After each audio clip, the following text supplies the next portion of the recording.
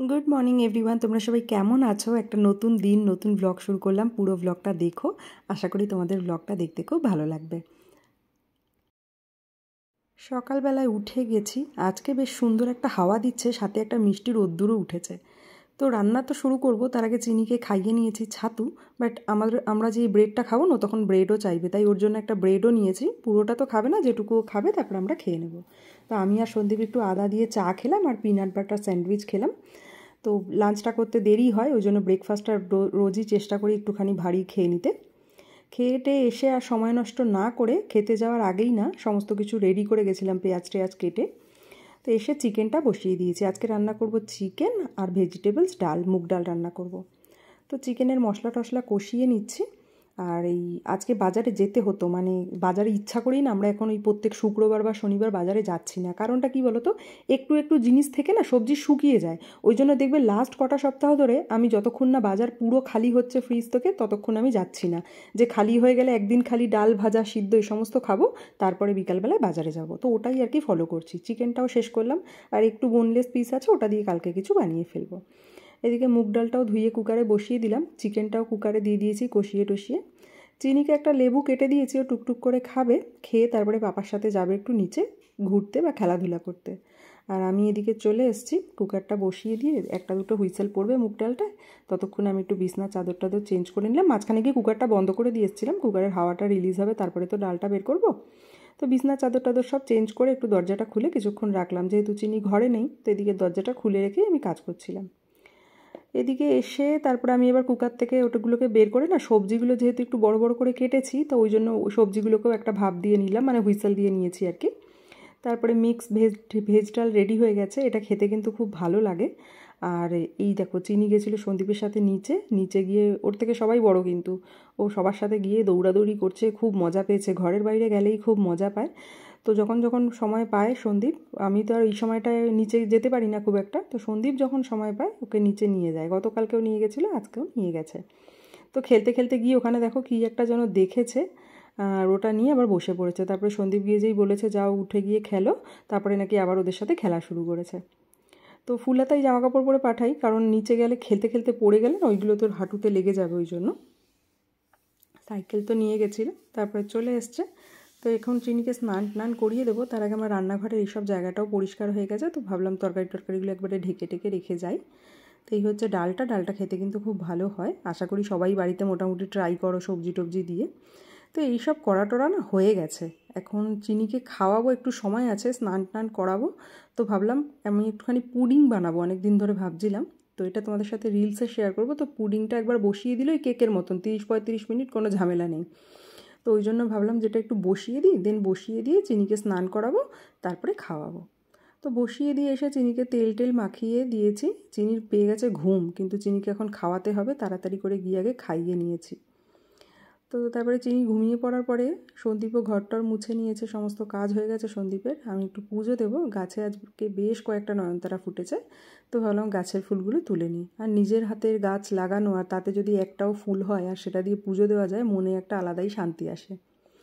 এবার আমরাও খাওয়া দাওয়া করব। তো এখন ওই বললামই আজকে চিকেন আর ডালই রান্না করেছি, তো ওটাই খেয়ে নেব। এটাই রাত্রিরে থেকে যাবে, যা হয় দুজনের জন্য তো আর মেপে রান্না করা যায় না। তো ওই একবার রান্না করলে আমরা দুবার, মানে সকালে আর বিকালে খেয়ে নিই। আর এদিকে বিকালে আজকে একটু মুগ ডালের পকোড়া বানাবো, সেই জন্য ডালটাও একটু ভিজিয়ে রাখলাম। এদিকে দেখো পুডিংটা 2-3 ঘন্টার জন্য ফ্রিজে রেখে দিয়েছিলাম, যাতে সেট হয়ে যায় ভালো করে। পুডিংটা খেতে ফাটাফাটি হয়েছিল। মামা তুমি খাবে বলে বসেছো, জলের বোতলের মুখ আউনি কেন মা? চিনি মা, বোতলের মুখ আটকে দাও, আমি খাবার নিয়ে আসছি তোমার জন্য। যাই,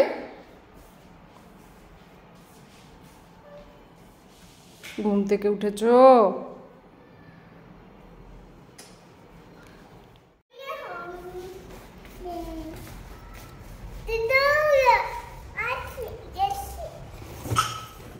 চিনিও ঘুম থেকে উঠে গেছে। চিনি আজকে টানা অনেকক্ষণ ঘুম দিয়েছে, সেই 2:10-15 থেকে ঘুমিয়েছে, আর এখন 5:45 বাজে, এই সময় উঠেছে। তো ভাবলাম আজকে আর এখন একবারই দুধ আলাদা দেবো, আর অন্যদিন উঠে একটু বিকালে কলা টলা খায়, তো আজকে তো আর দেরি করে উঠেছে, ভাবলাম 2 চামচ সুজি এর মধ্যে দিয়ে দিই, একটু এলাচ পাউডার দিয়ে একটু সুজি বানিয়ে ফেললাম, ও খেয়ে নেবে আর একবারে ডিনার করবে। আর আমরা বড়া যখন ভাজবো মানে মুগ ডালের পাকোড়া, তখন তো একটা দুটো আমাদের থেকে চাইবেই। আর যেটা বলছিলাম, মানে পুডিংটা এত ভালো হয়েছে না, মুখে দিলে কি সুন্দর সফট হয়ে একদম মেল্ট হয়ে যাচ্ছে। আমার নিজেরই খেতে কি ভালো লাগছে, বাট একটু মিষ্টি জাতীয় হয়তো আমি একসাথে অনেকটা খেতে পারি না। সন্দীপ বেশ অনেকটা খেয়ে নিয়েছে, আর কিছুটা আছে ফ্রিজে, আবার কালকে খাবো। তারপরে এইসব করতে করতে মুগ ডালের পকোড়াও হয়ে গেছে।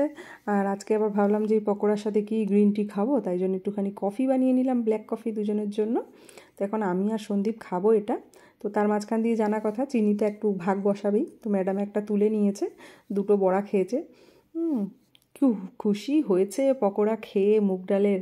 আর এই মুগ ডালের পকোড়াটাও আমি রিলসে দেবো, এটাও খেতে ভীষণ ভালো হয়। এটা তোমরা আশা করি অনেকেই বানিয়ে থাকো, বাট এক একজন এক এক রকমভাবে বানায়, তো তো ওই আমারটা আমি আর কি একটু শেয়ার করে দেবো রিলসে। তারপরে আলু শেষ হয়ে গেছিলো, যেহেতু বললাম এখন বাজারে যাব না, আরও 2-1 দিন যা বাজার টুকটাক আছে হয়ে যাবে, তো সন্দীপকে বললাম একটু সামনের দোকান থেকে আলু নিয়ে আসো, আর চিনিকেও একটু ঘুরিয়ে নিয়ে আসো, আর ঘোরা হয়ে যাবে। তো আমি ততক্ষণে জামাকাপড়ের স্ট্যান্ডটা একটু খালি করে দিলাম, আর ওয়াশিং মেশিনও আমাকে এখন চালাতে হবে, কারণ চিনির অনেক জামাকাপড় জমে গেছে। আর চিনির জামাকাপড় এখনও আমাদের সাথে ধুই না, কারণ ওর তো আলাদা লন্ড্রি লিকুইড ইউজ করি, তো ওরটা আলাদাই ধুই সবসময়। আর একটা দুটো জামাকাপড় কখনো সখনো আমাদের সাথে দিয়ে দিই, বাকি ওরটা ম্যাক্সিমাম আলাদাই ধুই। তো পাপার সাথে ঘুরে টুরে এসে দেখো সাইকেল নিয়ে বসেছে, কিছুক্ষণ সাইকেলটাকে এদিক ওদিক করার পরে সাইকেলটাকে শুইয়ে দিয়েছে, শুইয়ে দিয়ে এইসব করছে দেখো। সন্দীপকে বলেছে সামনে থেকে সরবে না, কোন সময় ওই সাইকেলের যে চাকা ফাঁকা আছে ওখানে হাত লাগিয়ে দেবে, কেটে টেটে যাবে। এদিকে ওয়াশিং মেশিনও চালিয়ে দিয়েছি, আর 10 মিনিট বাকি আছে, ফুরফুর করে হাওয়া দিচ্ছে। আমি একটু দাঁড়ালাম, ভাতও বসানো রয়েছে, ভাতও প্রায় হয়ে এসছে। আর রাত্রিরে তা চিনিকে দুপুরে চিকেন দিয়ে খেয়েছে, চিনি ডাল দিয়ে ভাত মেখে চিকেন আলু দিয়ে খেয়েছে, তো রাত্রিরে তো আর ওইসব ওকে দেবো না, তো ওর জন্য একটুখানি সিদ্ধ ভাত বসিয়ে দিয়েছি, আর সন্দীপের জন্য একটু ছোলা ভিজিয়ে দিলাম। আর বাটিতে একটুখানি রসুন আদা জলে চুবিয়ে রাখলাম, সকালবেলা উঠে তাড়াতাড়ি ছুলে নিতে পারবো। আর সকালকে একটু ডিম রান্না করার ইচ্ছা আছে ওই জন্য।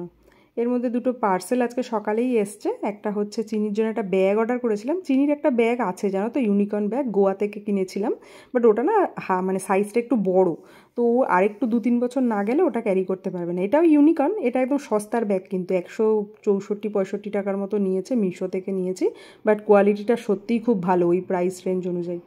তো এটার মধ্যেই চিনির একটা ডাইপার, একটা জামা এক্সট্রা, একটু জলের বোতল, একটা টিফিন বক্স, এই সমস্ত নিয়ে যাবে। জুন থেকে তো স্কুলের সেশন শুরু হবে, তখন স্কুল থেকে ব্যাগ জামা কাপড় মানে ড্রেস ট্রেস দেবে, বাট এখন এই 4 মাস মানে আর কি নর্মাল জামা কাপড়, বাড়ির জামা কাপড় পরেই যাবে, আর এই ব্যাগে এই সমস্ত জিনিস দিয়ে দিতে বলেছে।